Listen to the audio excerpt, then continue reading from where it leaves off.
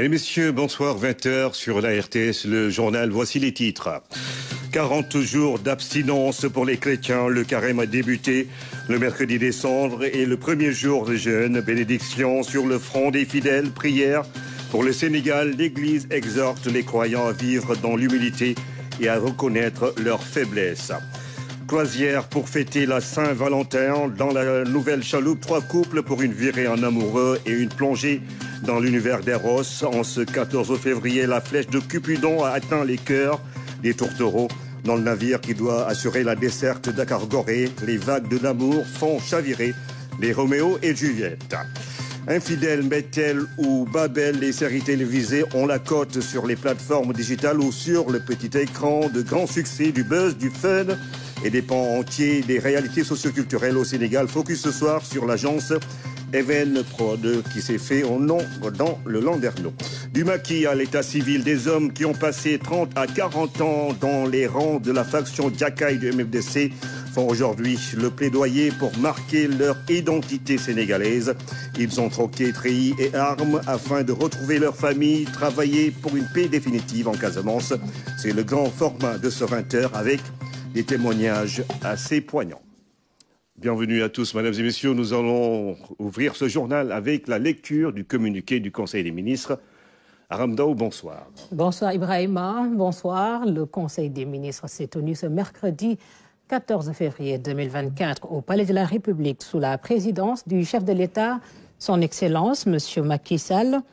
À l'entame de sa communication, le président de la République, en ce mercredi des Cendres, a souhaité à la communauté chrétienne un excellent mois de carême, période de pénitence, de solidarité et de prière pour la paix et la stabilité du Sénégal. Le chef de l'État a ensuite adressé ses chaleureuses félicitations au khalife général des Layènes, Serigne Mamadou Matar Laye, et à la communauté layène, suite au succès des célébrations de la 144e édition de l'appel de Seydina Limamou Laye, qui s'est déroulé les 10 et 11 février 2024, revenant sur le développement de l'enseignement supérieur et la transformation du système éducatif. Le président de la République a rappelé la priorité qu'il accorde au secteur de l'éducation en général. À cet égard, le chef de l'État a demandé au gouvernement de veiller au bon fonctionnement des universités publiques afin de consolider les performances de notre système d'enseignement supérieur et la qualité du capital humain national. Le président de la République a notamment souligné l'impératif de promouvoir un climat scolaire et universitaire serein, ainsi que la nécessité d'une mutualisation des programmes, des ressources humaines et des fonctions support des universités en vue d'une optimisation des ressources financières mobilisées pour asseoir l'excellence universitaire dans le cadre du plan Sénégal émergent PSE. Le chef de l'État a dès lors demandé au Premier ministre et aux ministres concernés de tenir une concertation revue avec la communauté universitaire afin de trouver les voies et moyens rapides d'assurer le déroulement normal des enseignements et le déploiement adéquat des œuvres sociales. Le président de la République a par ailleurs rappelé l'importance primordiale qu'il accorde à la finalisation intégrale des infrastructures de l'université du Sine Saloum, El Hadj Ibrahima Niass Hussein, et au lancement des travaux de construction de l'université Souleymane Niang de Matam et de l'université du Sénégal oriental. Enfin, le chef de l'État a demandé au ministre en charge de l'Éducation nationale, de l'enseignement supérieur, de la recherche et de l'innovation de faire un point hebdomadaire en Conseil des ministres sur la situation pédagogique et sociale dans les écoles et universités.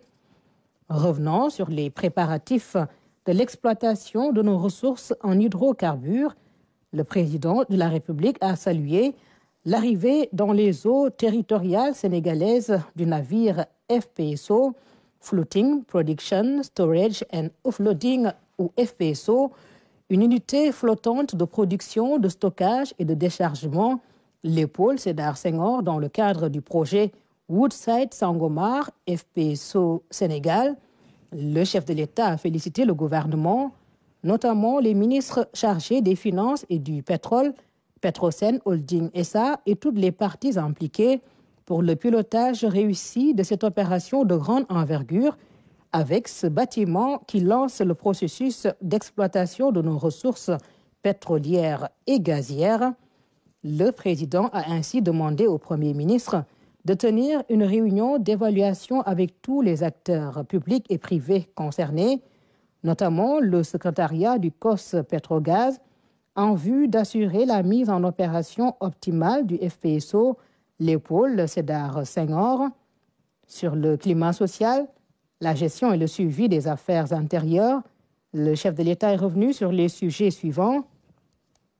Premier sujet, la modernisation de la liaison maritime Dakar-Gorée et les travaux du mémorial de Gorée, en félicitant le ministre des Pêches et de l'Économie maritime et le directeur général du port autonome de Dakar pour le pragmatisme et les diligences accomplies en vue de la modernisation dans la sécurité et la sûreté des transports maritimes entre Dakar et l'île Mémoire. Le président de la République a en outre demandé au ministre en charge du patrimoine historique, des finances et de l'économie de prendre toutes les dispositions pour accélérer les travaux d'édification du mémorial de Gorée qu'il a lancé le 6 janvier 2024. Second sujet, l'exécution des mesures de sécurité routière en demandant au Premier ministre et au ministre chargé de l'Intérieur, des Forces armées et des transports terrestres, d'une part, de faire l'évaluation de l'état d'application des mesures de prévention et de sécurité routière prises l'année dernière, et d'autre part, de renforcer le déploiement des forces de sécurité au niveau des axes routiers les plus concernés par les accidents.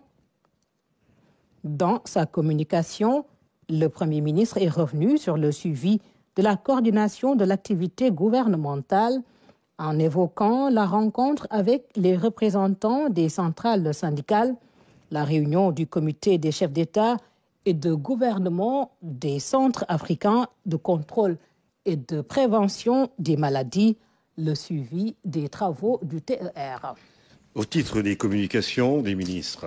Le ministre de l'Agriculture et de l'Équipement rural a fait une communication sur le suivi de la campagne de commercialisation de l'arachide de 2023-2024, la campagne de contre-saison froide 2023-2024 et les exportations de produits horticoles. Le ministre, auprès du ministre des Affaires étrangères et des Sénégalais de l'extérieur, chargé des Sénégalais de l'extérieur, a fait une communication sur sa participation à la conférence ministérielle de haut niveau sur les pays à revenus intermédiaires PRI, tenue à Rabat le 6 février 2024. Le Conseil a adopté des textes législatifs et réglementaires. Il s'agit du projet de loi portant organisation de l'action de l'État en mer, le projet de décret portant changement de dénomination de la commune de Darou Mousti qui porte désormais le nom de Daroul Mourti. Et enfin, les mesures individuelles. Le président de la République a pris la décision suivante. Dr Cheikh Tako Diop, médecin en santé publique et économiste de la santé, est nommé directeur général de l'Agence de la couverture maladie universelle en remplacement du docteur Bokar Mamadou Daf, admis à faire valoir ses droits à une pension de retraite. Arnaud, merci. C'était donc là la lecture du communiqué du Conseil des ministres. Prière, bénédiction et 40 jours d'abstinence. Le carême a débuté par le mercredi des cendres. Les fidèles catholiques sont appelés à faire preuve d'humilité, à reconnaître leur faiblesse en tant qu'humains. Première messe à la paroisse Saint-Pierre des Baobabs pour perpétuer le culte et le rituel de ce jour. Mamadou Sakine. Tu es poussière et tu retourneras en poussière. L'imposition des cendres pour nous rappeler notre fragilité humaine, notre petitesse devant le Seigneur, pour accueillir sa miséricorde. L'imposition des cendres, une invitation à vivre l'humilité et à reconnaître notre faiblesse, mais la fécondité de Dieu qui vient nous relever de notre faiblesse pour faire de nous des personnes dignes de lui. Bénéficier de cette faveur passe par la conversion, la prière, le partage, surtout durant ce mois de bénédiction. Le plus recommandé, c'est de vivre à l'image de Jésus-Christ. Jésus-Christ qui passait en faisant le bien. Et nous sommes appelés à faire le bien. Nous sommes appelés avec les autres à quitter le mal vers le bien vers le très bien vers le parfait vers l'excellence et la sainteté en Jésus-Christ. D'intenses moments de prière vécus par les fidèles qui rendent grâce. La prière s'est bien passée. Vous voyez, on nous a mis les cendres. J'ai prié pour moi et pour toute ma famille. La messe, elle s'est très bien passée. Voilà un moment de retour au Seigneur. Voilà un moment avec cette année de prière. L'année qui a été une année décrétée prière. Vraiment qu'il fallait que je revive ça. Et ça a été un moment très intense. J'espère que tout au long de ce chemin, j'aurai à me convertir du fond du cœur. Et vous avez prié pour la paix aussi? Surtout, on en a besoin. On en a besoin parce que vraiment, il y a beaucoup de choses qui se passent actuellement et il faut prier intensement. Des prières qui vont se poursuivre durant les 40 jours du carême. Chrétiens d'ici et d'ailleurs vont s'acheminer tranquillement vers Pâques avec la foi renforcée. La messe de ce mercredi des cendres a été célébrée à Ziguinchor. L'équipe de la RTS 4 s'est rendue à la paroisse Notre-Dame des Pauvres de Tilène, messe dite par abbé Pierre-Marie Basse. Il invite les fidèles à vivre pleinement les recommandations de l'Église. Le reportage de Michel Mendy. À la paroisse Notre-Dame des Pauvres de Tilène, l'Église a affiché le plein en ce jour de mercredi des cendres. Une messe qui marque le début du carême chrétien et qui invite les fidèles à se reconvertir. Dans la première lecture tirée du livre de Joël, le Seigneur nous interpelle en ces termes. Je le cite. « Revenez à moi, de tout votre cœur, dans le jeûne, les larmes et le deuil. » Si le Seigneur insiste autant pour nous demander de revenir à lui, c'est que tout simplement, il constate que malheureusement, nous nous éloignons fréquemment de lui. Durant le temps du carême, le jeûne, l'abstinence, le partage, la prière et la pénitence sont recommandés aux fidèles. Des moyens pour le chrétien de se rapprocher de Dieu, même après le carême. Toute notre vie doit être à l'image du carême. Une vie centrée et enracinée en Dieu. Et pour y arriver, l'Église et notre mère nous proposent de cultiver certaines attitudes durant ce temps. C'est ce que l'on appelle les fondamentaux du carême que vous connaissez, le jeûne, la prière, l'aumône, tel que cela nous est rappelé dans l'évangile de Matthieu. Pour ma part, aujourd'hui, je voudrais insister davantage sur l'esprit de pénitence. Dans un contexte préélectoral marqué par les troubles, le dialogue et la prière doivent être privilégiés pour la stabilité du pays. La force de tout catholique, comme j'ai l'habitude de le dire aux jeunes, c'est la prière. Voilà. C'est vrai que parfois, les jeunes, on peut agir autrement pour nous exprimer, montrer notre mécontentement. Mais après cela, la personne avec qui nous devons le plus parler, c'est Dieu. Parce que c'est lui, donc c'est lui la solution à tout problème. Tout ce qu'on confie à Dieu, il trouve toujours, voilà, une solution. La messe de mercredi des cendres ouvre la voie qui mène vers Pâques, un long chemin de 40 jours où les chrétiens sont appelés à vivre la passion de Christ. La communauté chrétienne à Kaolack a également commencé ce carême. Vous allez le voir, notre équipe sur place a rencontré la famille de Jean à l'une Bassène. Dans sa demeure au quartier Ngane, toutes les dispositions nécessaires sont prises pour vivre un carême de dévotion. Le sujet est signé Claire Diop. Premier jour de carême chez la famille Bassène. Nous sommes au quartier Ngane dans la commune de Kaolack. À notre arrivée, le chef de famille nous accueille. Dans la maison, c'est le calme plat. En ce mercredi, jour des cendres, ici jeûner est une longue tradition. La période est de communion, de privation et de pénitence, action de grâce envers le Seigneur. Le carême, c'est la réconciliation d'abord, et ses principes, c'est la charité, la prière et le carême. Alors, donc, ces trois commandements qui riment tout à fait le carême. La famille a procédé à des réaménagements de son planning pour les besoins du carême. Les plus jeunes ne sont pas autorisés à jeûner et pour les grandes personnes, il est prévu un repas par jour à 20h.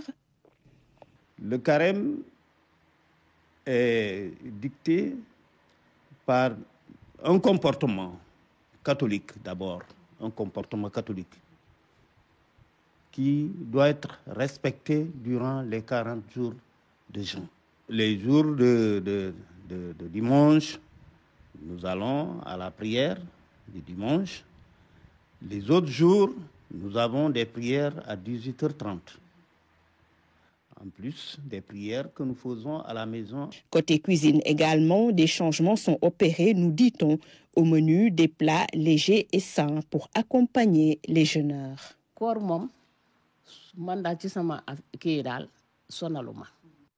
Le carême, moi personnellement, je n'ai pas de problème particulier avec. Tous les jours, je fais mes tâches quotidiennes jusqu'à l'heure de la rupture. Je prépare le déjeuner pour les enfants tous les matins aussi. Ce que l'on prenait au petit déjeuner, je donne cela aux enfants talibés. Le partage est très important et c'est recommandé par la religion.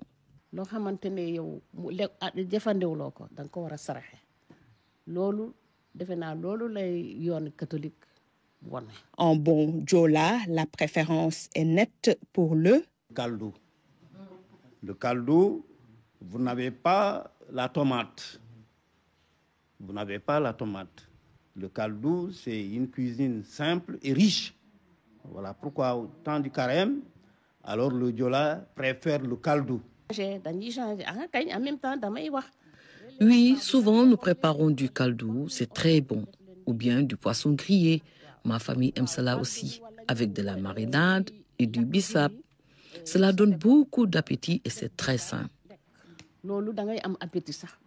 Le fidèle chrétien doit en toutes circonstances exprimer sa foi en toute sincérité et montrer l'exemple, notamment en cette période de carême. À ce moment, on ne doit pas flancher, on ne doit pas vivre la tristesse ni la paresse pour se dire qu'on a jeûné et ne pas faire ce qui est de notre devoir. Donc c'est à ce moment, en tout cas, qu'on doit faire plus d'efforts pour faire bien notre travail, mais également suivre les recommandations de notre Dieu. Le carême, une étape importante dans la vie de ses fidèles frères et sœurs en Jésus-Christ. Les maîtres mots, conversion et pénitence. En cette période liturgique, la motivation est au maximum et la forte canicule qui sévit dans la région de Kaolack ces derniers jours n'influe en rien sur la foi de ces chrétiens. Début donc du carême ce mercredi. Les centaines de camions qui traversent le corridor Dakar-Bamako seront moins utilisés bientôt. Avec le train fret qui a repris ses activités, toutes les marchandises seront acheminées par la voie ferrée. À terme, la Société nationale des chemins de fer du Sénégal envisage de capter ce marché sous-régional qui pourrait générer des milliers d'emplois et produire un réel impact socio-économique. Conviction du directeur général de la SNCF, de la Société nationale des chemins de fer du Sénégal, invité de l'émission Le Point. C'est une manière aussi de montrer que la liaison ferroviaire aujourd'hui, elle est rétablie. Maintenant, on est sur une campagne d'essai. On va faire circuler des trains de plus en plus lourds avec des vitesses de plus en plus élevées, histoire de fiabiliser la voie ferrée. Et d'ici quelques jours, nous allons terminer cette campagne d'essai et démarrer de manière effective l'activité commerciale. Aujourd'hui, il y a des centaines de camions qui traversent le corridor entre Dakar et Bamako. Donc ça amène beaucoup de problématiques, notamment au niveau du port autonome de Dakar, qui est un partenaire privilégié, des problématiques de congestion. Au niveau du réseau de transport terrestre, ça a beaucoup d'impact sur nos routes. Et l'idée, c'est de faire transvaser tous ces centaines de conteneurs sur les rails. Donc c'est un programme qui va se faire sur plusieurs années. Là, on vient juste de démarrer. Mais l'idée, voilà, c'est d'essayer de capter ce marché. Maintenant, au-delà de ça, il y a d'autres marchés et d'autres perspectives qui se sont ouverts en cours de réalisation de ce projet que nous allons explorer, exploiter dans les mois et les semaines à venir. Donc vraiment, les cheminots aussi se sont investis à 300%. Et c'est grâce à cette impulsion et cette tête de tous qu'on est en train d'y arriver aujourd'hui. Aujourd'hui, au niveau de la voie métrique, on a réhabilité jusqu'à Tambacounda sur la phase 1. L'idée, c'est d'aller jusqu'à Kidira au niveau de la frontière malienne. Il y a aussi, on va aller à l'est du Sénégal pour chercher les zones minières, sur la Falémé aussi, vers Kédougou, etc. Donc il y a beaucoup de choses qui aujourd'hui sont dans notre perspective. Idem aussi, il y a une ligne historique vers le nord, à Saint-Louis, donc c'est quelque chose sur lequel on réfléchit, on est en train de regarder les études. Donc voilà, l'idée c'est qu'à horizon 2035, on arrive à un maillage complet du territoire sénégalais en termes de réseau ferroviaire. Nous travaillons là-dessus et on espère y arriver. Elhadj Malick Ndoye, directeur général des chemins du fer du Sénégal. Et ce soir, l'invité de l'émission Le Point, présenté par Mama Moussagnan, à suivre après le journal. L'état du pont de Nyérico inquiète les populations de cette localité. L'ouvrage tient encore, mais la fréquence des passages des camions et d'autres véhicules, les accidents qui se multiplient, font que les habitants sonnent l'alerte. Tidiane Cissé. Situé sur la route nationale numéro 7, certains l'appellent le pont de Ouassadou, d'autres le pont de Nyérico. L'infrastructure suscite aujourd'hui beaucoup d'inquiétudes des populations de Ouassadou Dépôt, le village éponyme. La position du pont est un peu très délicate, donc ce qui cause les accidents ici. Parce qu'en arrivant à vive allure, on ne peut pas maîtriser. Le pont est positionné sur une portion de S, donc à double virage. Donc, ce qui fait que quand les chauffeurs viennent à vive allure, avant qu'ils ne se rendent compte qu'ils sont arrivés sur le virage, donc, ils sont déjà dans le pont. Les accidents ont commencé à se multiplier. Et ce sont des accidents mortels. Parce que le pont, la position du pont, en rentrant, il y a un virage. En sortant aussi, il y a un virage. Donc, je crois que ça trompe des fois les chauffeurs.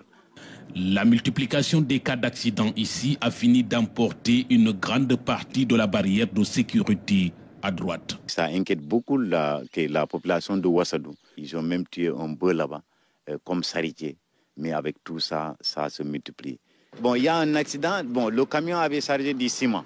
Donc, le camion est tombé dedans. On ne voit même pas le camion. Il y a un camion citerne aussi. Donc, c'était le jour de la Tabaski, je me rappelle bien, à 14h. Donc, le camion citerne est tombé là-bas et a explosé. Ce pont de Ouassadou joue pourtant un rôle très important dans le trafic routier. Pour aller dans la région d'Okédougou et dans la sous-région, la plupart des camions passent sur ce pont. Comme vous le voyez, les barrières sont en état de délabrement. Donc, si nous avons vraiment eu des barrières qui vont limiter les accidents, mais aussi pas des barrières de serment. Donc, essayer au moins de faire au moins un ralentisseur. Donc, tout juste à l'entrée du virage. Donc là, ça va permettre aux chauffeurs au moins de diminuer la vitesse avant de rentrer dans le virage. Ce pont est construit également sur un fleuve que l'on appelle le Nyérico, 590 km. Avec le Nyokolokoba, le Sandougou, le Tchokoy et le Diara, il constitue les principaux affluents du fleuve Gambie qui traversent des localités peu arrosées comme Ouassadou Dépôt. Le fleuve Nyérico a fait de Ouassadou un village économique de la commune de Dialokoto.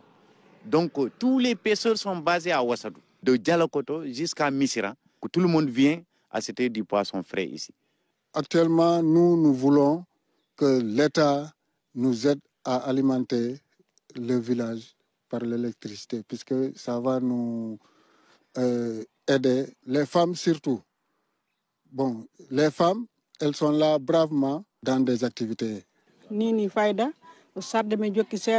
En ce moment, nous n'avons que ça à faire pour alimenter notre caisse. Si le village était électrifié ou si nous obtenons le soutien de l'État, on pourrait faire d'autres activités génératrices de revenus.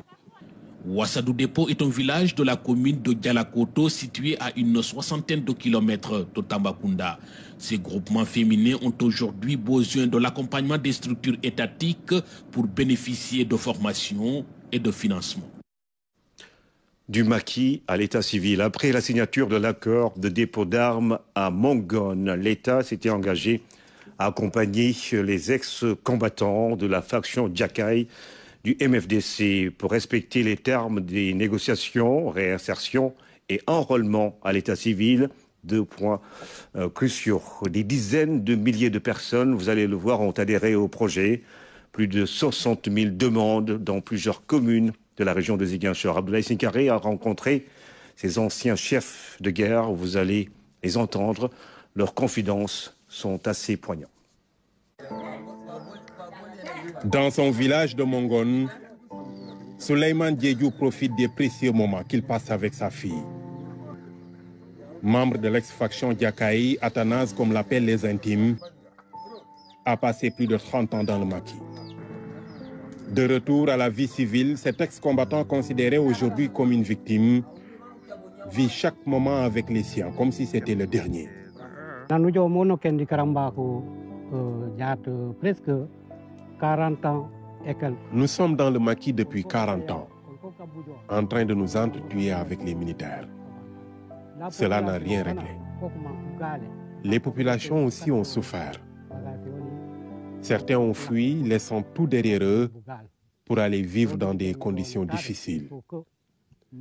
Voyant cela, nous avons compris qu'il fallait trouver les voies et moyens de s'asseoir avec l'État pour discuter. Ce n'est pas la guerre qui va amener la paix.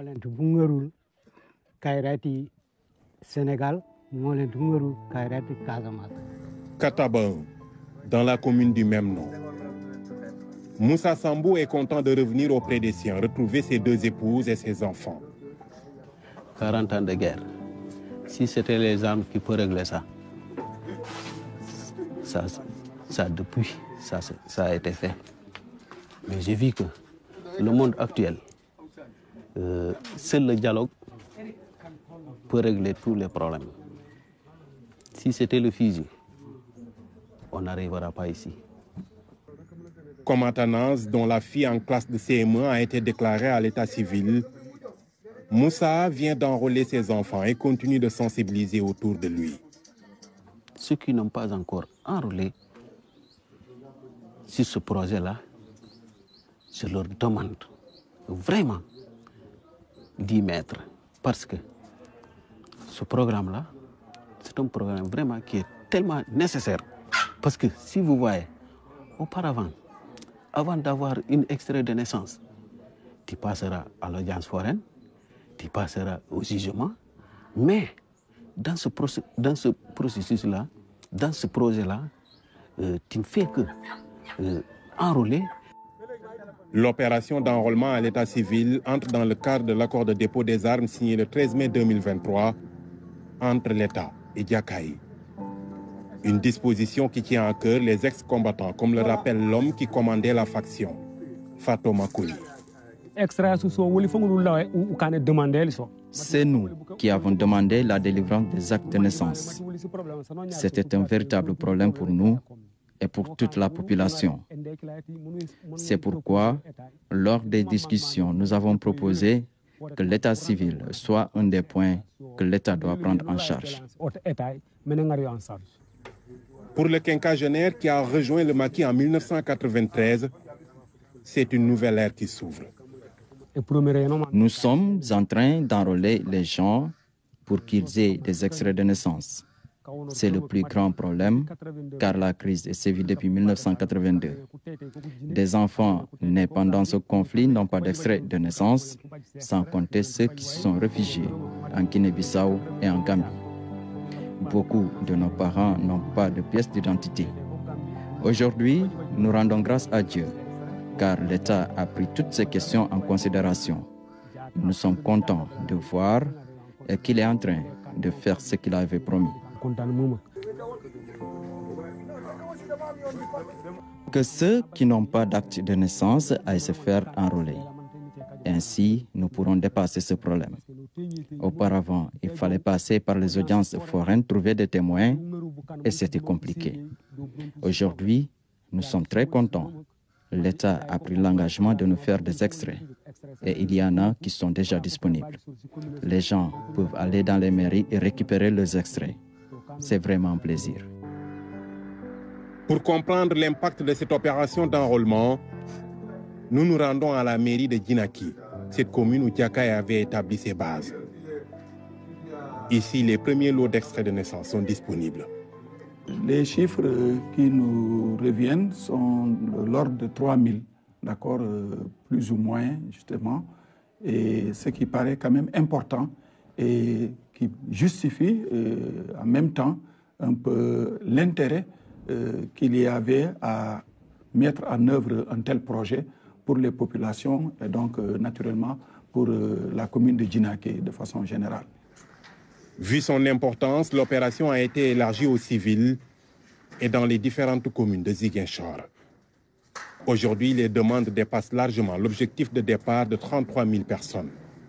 C'est Diakaye qui a posé ce point-là, qui a intégré ce point dans les négociations.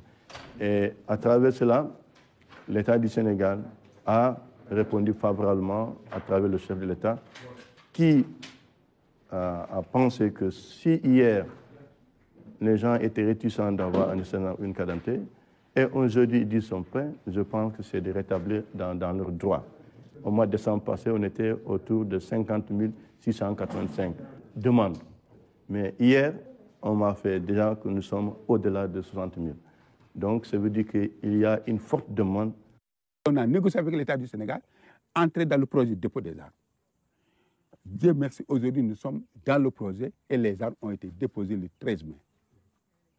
Et dans le dépôt des armes le 13 mai, avec l'État du Sénégal, les engagements que l'État du Sénégal a eu à prendre, on ne peut pas dire que tout a été bien fait. Mais l'État est en train de faire de grandes choses par rapport à l'accompagnement. Toutes les demandes atterrissent sur le bureau du procureur avant l'établissement des actes. Le magistrat fonde son action sur l'article 51 du Code de la famille. L'article 51 du Code de la famille prévoit que le procureur de la République peut procéder à des déclarations de naissance dont il aurait eu connaissance et qui n'ont pas été constatées au niveau d'un centre d'état civil. Là, il s'agit véritablement de ce qu'on appelle des attributions civiles du ministère public. La première pièce fondamentale qu'il faudrait produire, c'est ce qu'on appelle un certificat de non-inscription établi par l'officier d'état civil qui certifie que cette personne-là n'a jamais été déclarée. Ensuite, dans le fond du dossier, il y a évidemment une demande qui nous est adressée, mais aussi et surtout, il y a en tout cas des déclarations sur l'honneur qui sont faites. Cette opération d'enrôlement est d'un enjeu capital et à valeur de symbole. Vous voyez, imaginez des personnes qui sont restées pendant 30 ou 40 ans dans une négation de leur sénégalité, ou en tout cas de leur nationalité sénégalaise, et qui aujourd'hui vous disent « nous avons déposé les armes, nous ne demandons plus l'indépendance, mais nous voulons que vous nous considériez véritablement comme des citoyens sénégalais ». Là, à ce niveau-là, moi je pense que c'est un enjeu fondamental et c'est quelque chose d'extrêmement important, en tout cas pour le retour de la paix en Casamance. À côté de la délivrance d'extraits de naissance, l'État accompagne les victimes pour une meilleure insertion sociale. C'est un jour où un verbe prend tous les pouvoirs, un verbe qui s'écrit avec 5 lettres, mais qui peut résumer toute une vie. Aimer. Votre télévision nationale, on vous propose en ce 14 février, jour de la Saint-Valentin, une émission spéciale et un reportage inédit dans une chaloupe, une croisière, un moment rare et original pour se rappeler de ces moments où Eros est célébré. Vous allez le voir, une balade en pleine mer pour fêter l'amour avec des couples aux anges, la flèche de Cupidon dans cette croisière au large de Dakar qui fait chavirer les cœurs des Roméo et des Juliette, parmi eux Ibrahim Ndong. Lumière scintillante au milieu du grand bleu, cadre idyllique bercé par les vagues de l'amour. À bord de cette chaloupe, 3 couples se manifestent. Ce soir, un seul verbe mérite d'être conjugué, aimer. Je t'aime, je t'aime.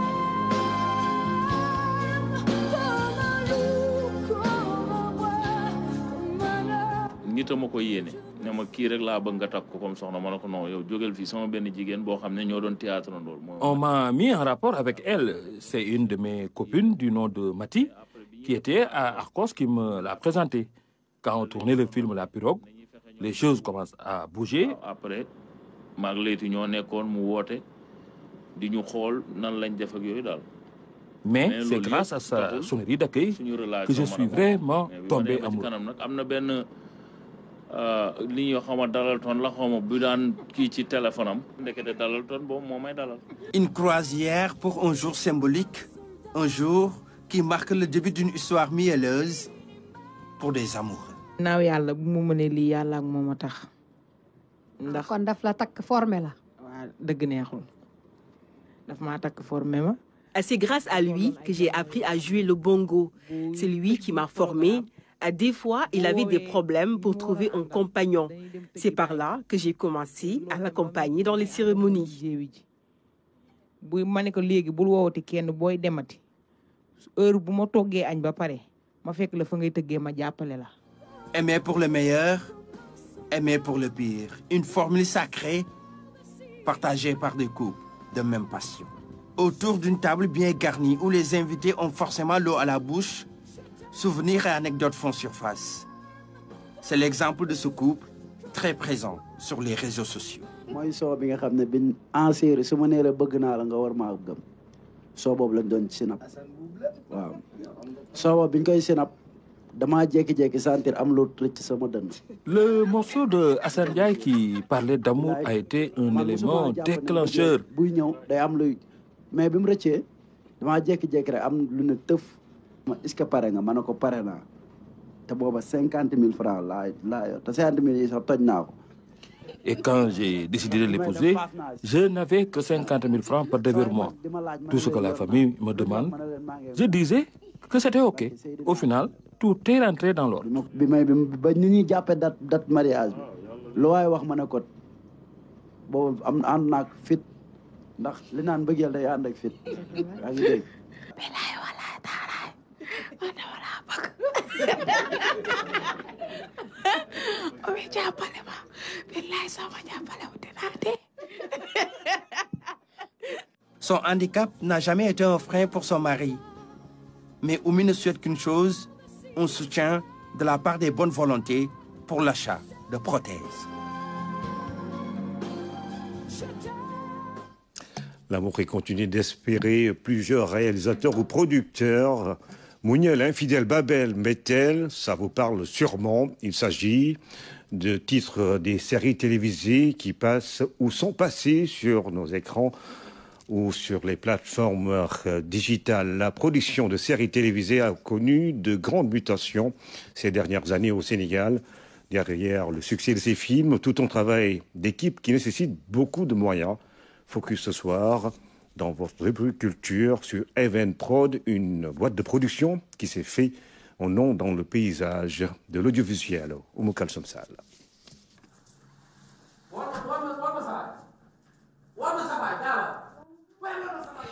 Une séquence de BTBT, la série d'Event Prod qui sera prochainement diffusée. En 10 ans, cette maison de production s'est imposée. L'aventure a commencé avec Idole. Bientôt, sur vos écrans. Avant Event Prod, on était dans tout ce qui est communication, publicité. Ce n'est pas des domaines très différents, je pense. À un moment donné, les séries commençaient à faire leur apparition dans le paysage audiovisuel sénégalais. Et on s'est dit à un moment donné, pourquoi ne pas tenter sa chance, essayer de changer, de diversifier un tout petit peu nos domaines d'activité. Evenprod s'est distingué par les thématiques développées en rupture avec la subtilité des précurseurs. Nous avons toujours des thématiques un peu borderline, ce que je dis, un peu à la limite du réglementaire ou bien de la normale. Nous avons tout le temps des thématiques un peu voilà, qui choquent. Par exemple, Infidèle, qui a fait beaucoup de bruit. C'était une thématique très osée. Personne n'était d'accord, ou la grande partie de l'agence, les gens n'étaient pas d'accord. Mais moi, quand tu me dis je ne suis pas d'accord, tu me motives. Donc on l'a commencé, au début c'était très difficile, les gens n'ont pas compris. Mais moi, c'est pour moi une manière de dire ça c'est un problème que nous avons et les problèmes on ne les fuit pas, on les affronte. Une entreprise qui roule avec une 60aine d'agents permanents et pour chaque projet, cet effectif peut doubler voire tripler pour dire que la réalisation d'un produit de qualité nécessite beaucoup de moyens. Quand vous voulez faire une bonne série, c'est entre 75 et 100 et quelques millions. Une bonne saison d'une série qui se tient, c'est ça. Si vous ne les avez pas, ça risque d'être compliqué. On peut faire avec moins, il y a toujours du low cost qui peut se faire, mais ça se sent. Mais même si vous faites avec du low cost, si vous faites du low cost, c'est un projet où vous cassez les lignes de dépenses, vous les minimisez au maximum, vous êtes dans les 30, 35, 50 millions. Et pour rentabiliser une autre paire de manches. Quand une série passe, vous pouvez voir beaucoup de trucs, vous pouvez voir beaucoup de marques défiler, mais ça ne coûte pas cher parce que les gens n'achètent pas cher. Parce que oui, peut-être qu'il y a une floraison de séries et pour vendre une série, c'est très compliqué. Pour récupérer 25 ou 30 millions en sponsoring, oui, vous avez plusieurs niches. C'est-à-dire que la série peut être vendue. Après, si vous faites une bonne série, tout dépend de la qualité de la série. Si vous faites une bonne série, elle peut être reprise par Sunuyef, elle peut être reprise par Canal via A+, elle peut être reprise par Wido. Vous avez des revenus qui peuvent venir de YouTube, ainsi de suite. Et ce que vous drainez au niveau, c'est un cumul de revenus qui peut vous permettre de plus ou moins rentabiliser une série. Mais maintenant que sur la publicité, ça ne se fait plus. C'est très compliqué à rentabiliser que via la publicité. La fierté de Ibou Gueye est de voir aujourd'hui ses productions diffusées sur des chaînes internationales. Il compte poursuivre son bonhomme de chemin en attendant de pouvoir bénéficier de l'accompagnement du ministère de la Culture, jusque-là inexistant. Le pouvoir de l'audiovisuel qui s'élargit, mais celui de l'audio reste intact. La communauté internationale célébrait ce mardi la journée de la radio. Le thème de la journée mondiale de la radio en 2024 met en lumière le présent, le passé et la promesse d'un avenir dynamique. Le médium est en plein dans son 2e siècle de vie et malgré les évolutions technologiques, elle garde une bonne place, surtout en Afrique. La radio d'hier à demain, c'est une chronique signée Oumar Diaw. Il y a plus de 100 ans, la première véritable émission de radiodiffusion émerveillait le monde et repoussait les frontières de l'inconnu. Une belle victoire sur la distance qui jetait les bases de la globalisation. Cette antériorité de la radio par rapport aux autres médias électroniques a pu faire croire que le médium était passé de mode et condamné par la concurrence de la télévision et de l'ordinateur. La radio peut tirer profit des immenses possibilités offertes aujourd'hui par des technologies numériques, du streaming ou du podcasting. Avec les évolutions technologiques et la floraison des bouquets de télévision, beaucoup avaient prédit un silence radio programmé. Il est heureux de constater qu'elle résiste tout en essayant de s'adapter au nouveau contexte. D'ailleurs, dès 2005, à la demande de l'UNESCO, la RIAB, Radio in a Box, est mise au point. Tout tient dans une petite valise que l'on peut mettre en marche en 1 heure pour dire que l'accès du point de vue technique est simplifié, mais pour quelle orientation est contenue. La force de la radio est qu'elle ne produit pas d'images, mais attention, le cinéma est devenu parlant et paradoxe de plus en plus. On fait de la radio filmée, dénaturant sensiblement la perception des programmes. La raison de la radio n'est pas de ressembler, de se confondre ou d'être confondu à la télé. C'est une évidence que l'on perd de vue et qui fait perdre à cette magie son pouvoir, faisant appel à l'imaginaire de l'auditeur. Avec elle, le rêve reste encore permis, tout comme l'abstraction. Le 13 février n'est pas que veille de Saint-Valentin, c'est surtout la journée dédiée à la radio qui a tant de fois véhiculé des messages d'amour, de paix et malheureusement parfois de haine et de violence. Un temps pour synchroniser et aborder les défis, le plus grand d'entre eux étant le retour à l'orthodoxie et aux fondamentaux. Chaque jour s'inventent de nouvelles façons de faire la radio dans une cacophonie assourdissante et chacun veut sa fréquence pour des motivations pas toujours claires. Le même mal guette la télévision. Actualité religieuse avec la 39e édition de la Ziara annuelle de El Hadj Mohamedou Zeyni Dini Bar, une rencontre de prière et de recueillement qui a réuni tous les fils du terroir. Le gouvernement a été représenté par une forte délégation présidée par le ministre de la Pêche, Pape Sanyambaye Ramatadem.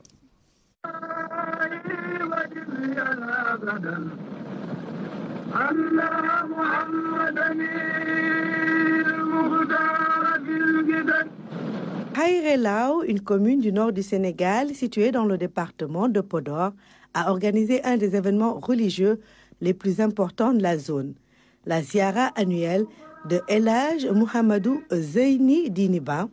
La 39e édition a réuni des milliers de croyants autour de la prière. Une parfaite communion des populations de Haïré Lao et environ. Le maire de la commune, Muntagassi, a lors de la cérémonie remercié le chef de l'État pour toutes les réalisations dans la commune. Président Macky Sall,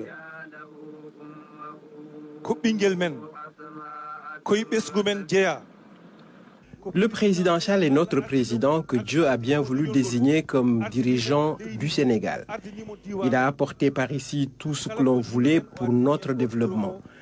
Le président a ouvert un centre de formation professionnelle pour nos jeunes. On n'oublie pas le pavage de la localité. L'électricité est aussi arrivée et de jour comme de nuit est disponible. On est loin des ténèbres. Grâce à lui, on a de l'eau partout, du Djeri au Wallo. Le président est donc quitte avec les populations d'Haïré Lao. Il nous a amené le FERA. 50 jeunes y travaillent et 80 sont dans le programme Khoyundawi. Il y a aussi le volet éducation avec près d'une centaine de jeunes recrutés par l'éducation nationale. Et puis il y a cette brigade de gendarmerie qui permet de dormir en toute sécurité. Pour notre exploitation agricole, le président a déjà injecté quelques 500 millions dans le projet à travers la SAED. 2014. Entre 2014 et maintenant, des changements notables sont visibles à Haïré Lao. Une seule doléance formulée afin de rendre plus autonomes ces populations de Haïré Lao. C'est le moment de vous demander très respectueusement de prendre en charge une requête importante des populations. La route du Djeri, Linguère, Labgar, Haïré Lao, Haïré Lao, Koilel, Balerou a été lancée par le ministre des Infrastructures, M. Mansour Faye, l'année dernière. C'était en janvier. Nous demandons à ce que cette route soit mise en œuvre et que les travaux démarrent. Nous resterons d'une loyauté absolue à l'endroit de son Excellence le Président Macky Sall, qui a tout fait pour notre commune et tout fait pour notre terroir. Des prières et remerciements formulés à l'endroit du chef de l'État Macky Sall et de son gouvernement pour un Sénégal de paix et de prospérité.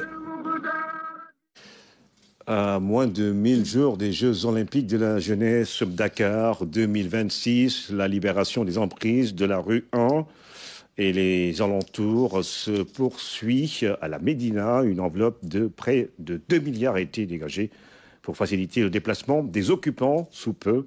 Les travaux d'extension du stade Iba Mar Diop vont démarrer pour être livrés en fin 2025. Le reportage de Mara Ndiaye et Ibrahim Mandong.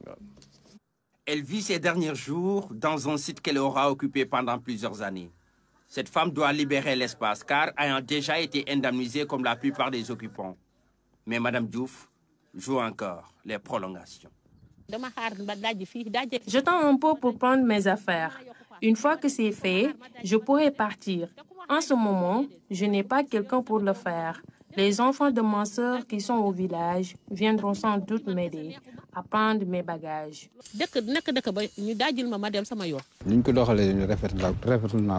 J'apprécie la démarche. Tous les occupants ont été dédommagés et accompagnés. Je suis vraiment content. Le projet est d'une utilité pour tout le monde. Tous les Sénégalais en sont ravis.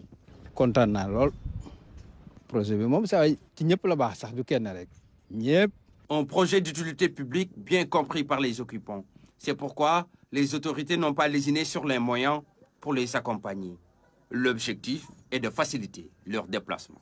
On a payé la totalité d'un montant de 1,8 milliard sur les 1253 PAP qui ont été identifiés. Et aujourd'hui, comme vous pouvez le constater, les gens sont en train de partir d'eux-mêmes.